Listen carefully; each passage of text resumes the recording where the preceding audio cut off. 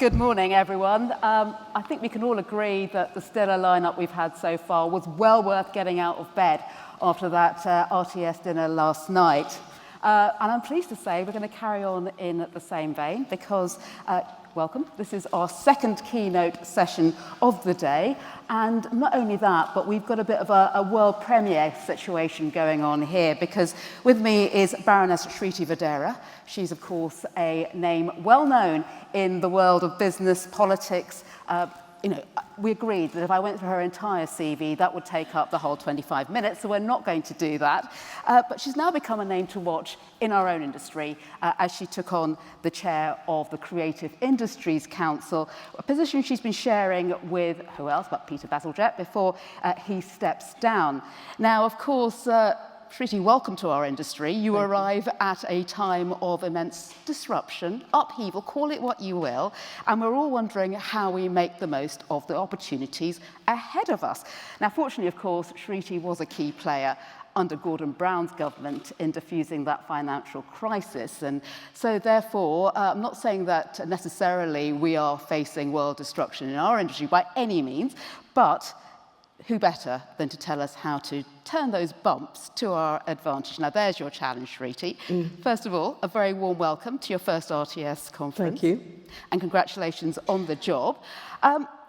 Your background, as I was saying, up until now, though, has been in the world of business. It still is, in many ways. Politics.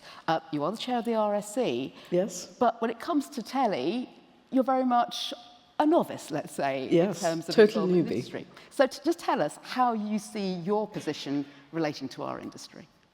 Well, it's very interesting for me to come here for the first time, and it's slightly nerve-wracking because I am a newbie, as you say. But I see the screen sector, the broadcasting sector, as very much a cornerstone of the whole of the creative industry sector, because I see the creative industries as an ecosystem. I know that it is that because we've seen the evidence to show that. So if you are, you see the skill sets, the people that move around between different sub-segments of the sector, and you see video games are a very big part of the sector, but they still need the musicians and the graphic designers from somewhere else. You see the actors that go from performing arts into broadcasting and then onto the big screen. So you see that sort of ecosystem working together, but what is really fascinating to me coming from the outside is that we don't present ourselves as a single creative industries sector. And I think that we would be more effective in government policy terms, in terms of presenting ourselves and getting what we want from government policy if we were more joined up. And it's not just screen and broadcasting, it's advertising and marketing, on which, of course, there's an enormous codependency. It's performing arts, it's music, enormous codependency, design, architecture, publishing, they are all working, they are all a part of the same ecosystem. If we don't present ourselves together, we become less than the sum of the parts and not greater than the sum of the parts. And I come from, part of my career was in the city. Nobody questions the importance of the city because despite the fact that it is as diverse as creative industries, they're really effective. They start their opening line with any government meeting, in any policy place, in any broadcasting session, in any press session is, the city's important, this is why. And then they go into their individual specific issue. And the second thing I notice is that we're a little bit shy about explaining ourselves in economic terms.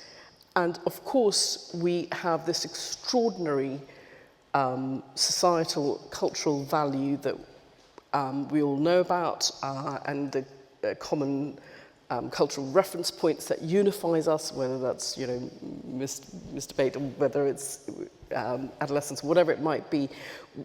It's about cohesion, it's about our politics working better. So we have this input that is beyond being measured, but we know that in life, it's not just about the importance of what is measured and what is not measured. You have to play that game, and we don't tend to explain ourselves in economic terms, and that puts us at a disadvantage. When you talk about that, and this is important, not just in terms of shaping policy, but in getting that investment we've been hearing about in our investment goals. Right? Yes.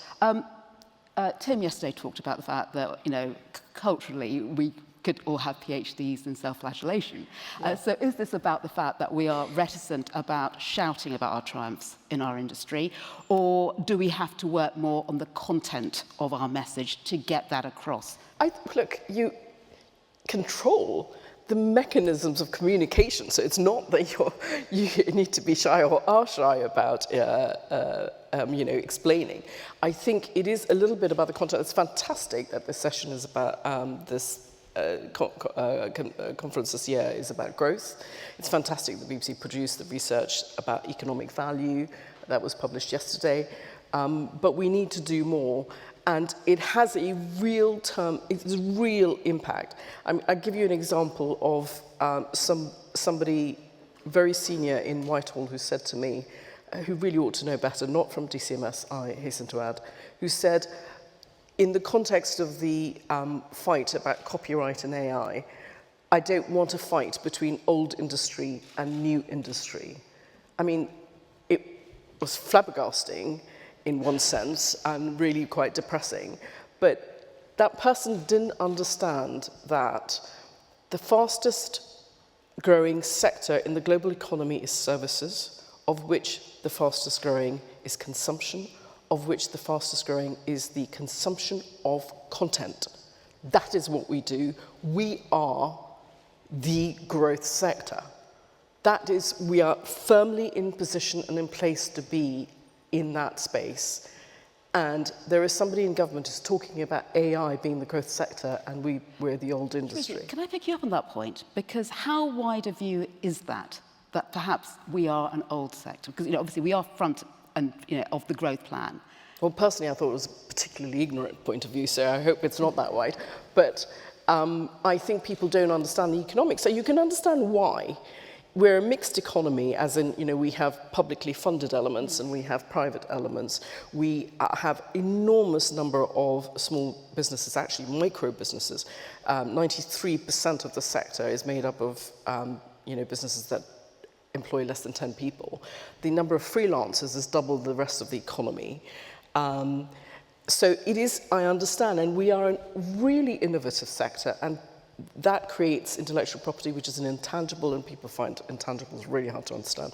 So that is I understand the reason for it, but that's not an excuse for us not to go out and explain. And it leads to things like people not understanding the importance, or access to finance, or, in the creative industry strategy, Baz and I fought very hard to have Createch recognized as one of the frontier. What Createch is?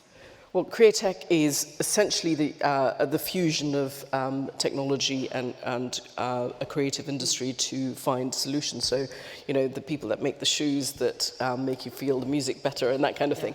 So, and it's a really new, fast-growing sector. When fintech from financial services came on the scene 10, 15 years ago, we didn't have to sort of say, oh, fintech, let me explain what it is and why it's going to be important. It was just, oh yeah, that's obvious.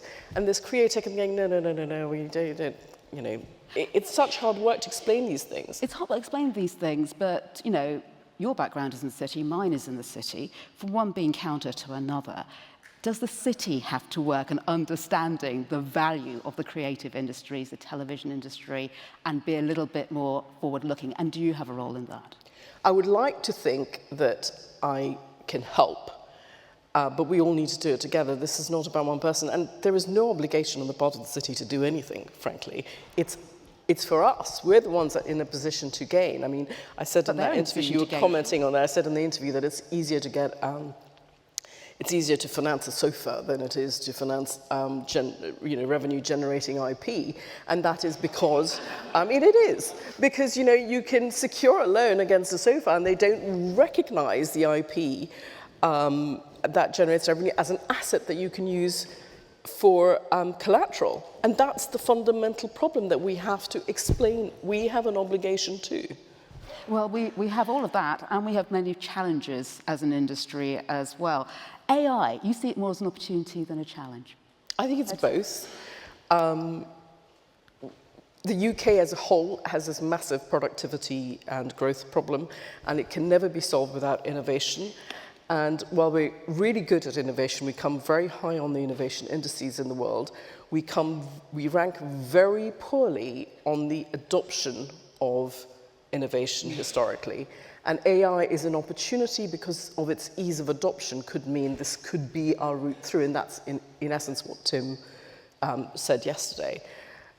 Which I firmly agreed. So I'm not a Luddite, I am a very firm believer. And I also, as John said first thing in the morning, that actually we need to have our faith in human ingenuity and creativity in and that we survive beyond that. However, there is no doubt in my mind, I completely disagreed with the government's position on copyright and the free scraping of content. And it's not just something very simple and straightforward about the fairness of and the ownership and in fact the justice of the fact that we own this content and it's being scraped for free. That is a good argument, but it's also an economic argument that I want to make and do make to government, which is that the intellectual property of LLMs is owned in China or in the US. The value accrues to where the intellectual property is. We don't have any. Where we have the intellectual property is in the content and the creative industries. That is our USP. That is our relative comparative advantage. When we try and attract AI here, I can't find people in government who can explain to me what it means, because we can't attract the IP. We don't have it. So are we just attracting a few hundred jobs and giving away our content for free? We're trying to attract them. We're not giving them electricity for free. Why are we giving them another input for free? Right. So we need to have an understanding of the value that we can get out of content that is essential and needed for LLMs. I also happen to think that we have a good AI ecosystem. We have some, we created DeepMind before it moved to the US. We should be looking at creating our own IP on AI, maybe not in this first generation. LLMs can't, it's too late now. However, it's not too late for the next generation, which will be the small language models. There's nothing stopping the BBC creating an AI company. It's got 102 years worth of content to work with. I've said that to Tim. I think he thought I was a bit mad. But we do need to be in there, but the government needs to unambiguously protect the value of content and the copyright of it, because it is not just essential for creators and just and right, but it is economically the correct thing to do. Which is something that people in the room are going to agree with, but we've seen when it comes to text, that battle has been pretty much lost. So how are you going to make it different for broadcast? Well, there's a new piece of legislation to protect content, and that's the one we have to fight for, and that is currently being formulated and drafted, and I would urge all of you to ensure that you're involved and have a voice using the right arguments. That is a piece of legislation that is vital for us to win. And beyond that, I do think that we need to have some new ideas about how we're going to do this, and one of the ideas that came out of the Creative Industries Task Force and the paper that was published by DCMS was the idea of something called a creative content exchange, a bit like a marketplace, it may be an Amazon or not quite the stock exchange, but something like that, where you have a single platform that houses safely protected, enforceable, the content in particular of small creators, of all sorts, all forms of media. It could be screen, it could be objects, performing arts, it could be any of it. And that where AI can come in and license and buy, and they get ease of access because they can't go around asking every single individual musician for permission for using their content, but that they have to pay for it, and the market decides the value of that. And that gives you an aggregation, because in aggregation you change the asymmetry of power between a musician in Northumberland or a filmmaker somewhere who's not in the big league, and Meta sitting in the US. Yeah, the thing is, though, and there's what we've heard over the last couple of days underscores how much collaboration already goes on in the industry. But when you talk about the people in the room, and some very big names in here, yes, not always the best at sharing their toys.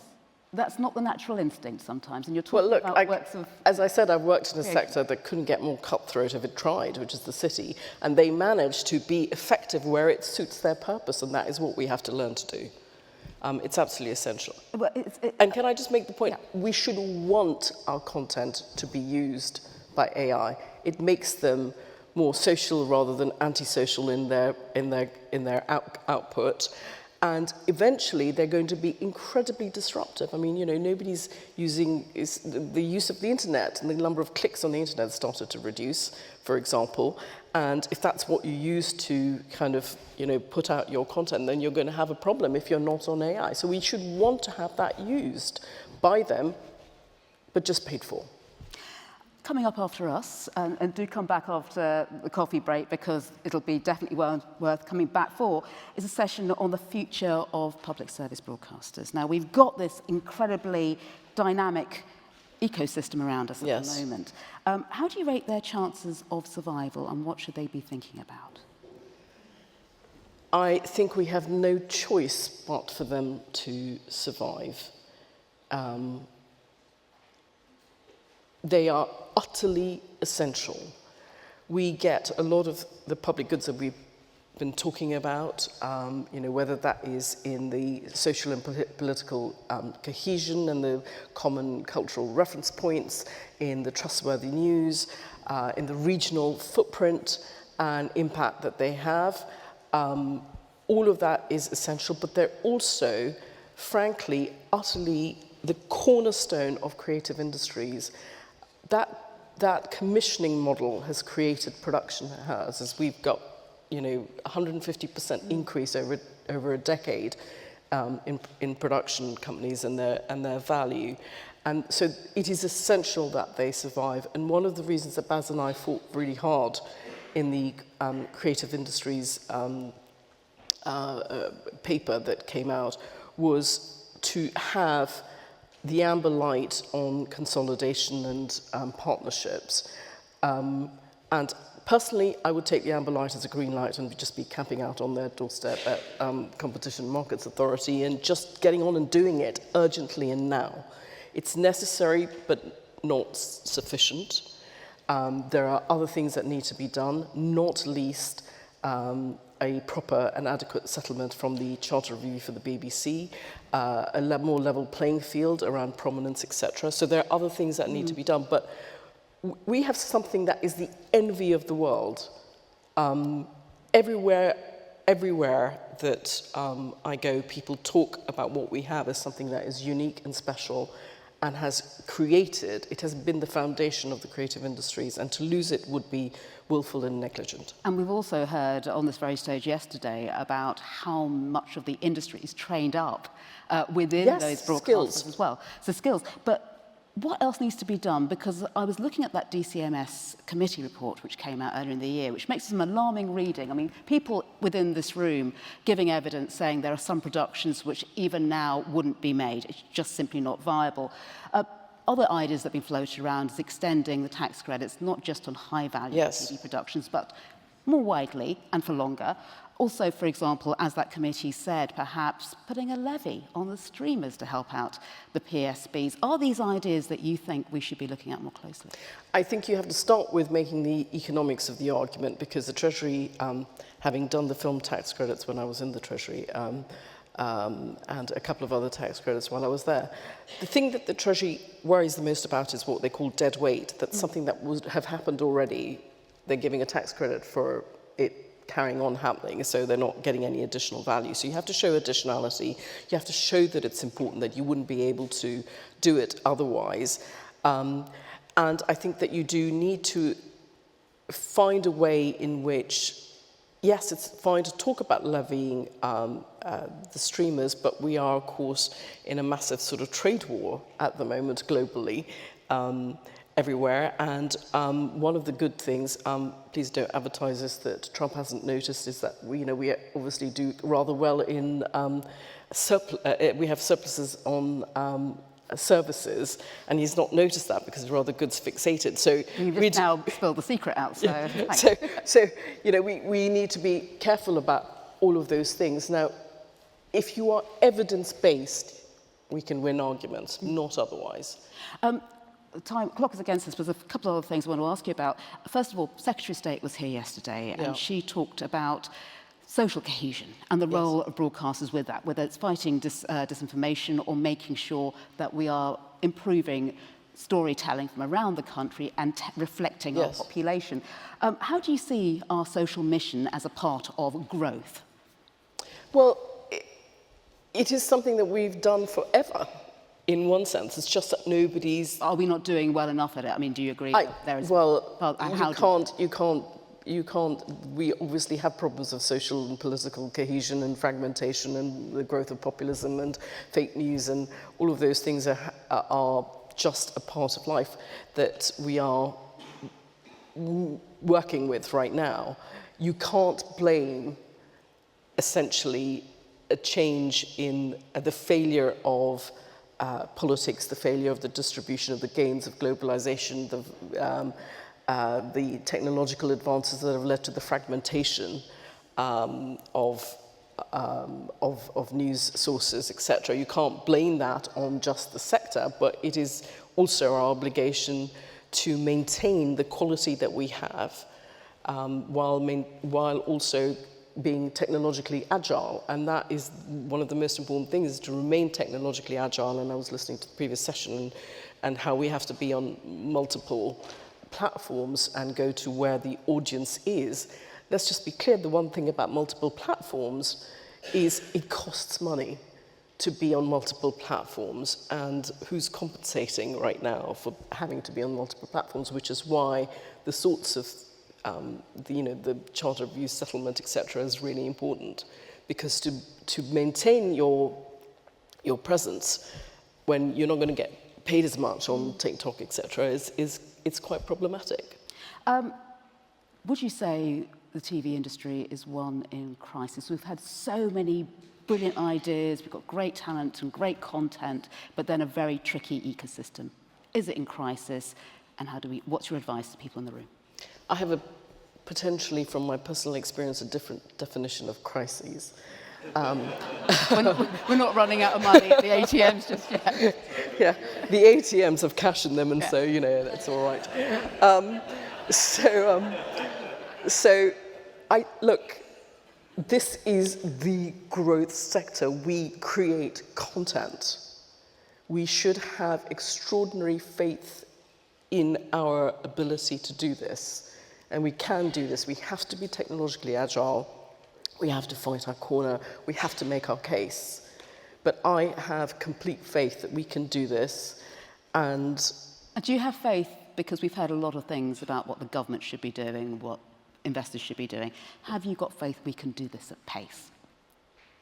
The pace is tricky, and keeping up with the technology and the pace of technological change is tricky. I just talked about the disruption and the number of clicks going down on searches, etc. So we all have to, but we are one of the most innovative sectors in the whole economy. And we have been doing this for centuries, starting from Shakespeare, to sort of pop culture. We created ITV 70 years ago, BBC 102 years ago. We can do this. We have proven for centuries we can do this. We just have to have the faith and have to be really smart about how we present ourselves.